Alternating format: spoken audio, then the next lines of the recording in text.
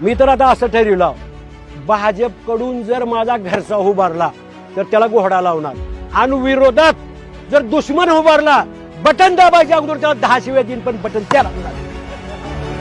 आणि त्याच्यात बी शेतकरी मेला तर JCB उकरायचं आणि रोलरनं वरी दाबायचं, वरी निघून येऊन.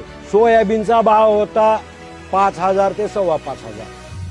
तेव्हा ह्या पाशा तोंडवाशानं आणि ह्या देवेंद्र्यानं चलो नागपूर पायी दिंडी, सोयाबीनला 7,000 भाव द्या, शेतकऱ्याचं कर्ज माफ करा. आज सगळ्या वस्तूचे भाव दुप्पट ते तिप्पट झाले. डिझेल घ्या, पेट्रोल घ्या, गॅस घ्या. खताचा भाव काय होता 400, पुन्हा त्याच्यात GST.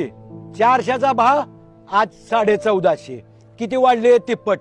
आणि मालाचा भाव 800 कमी, 4200 विकतोय, 4300 सोयाबीन. अरे ह्याच्यात माणसं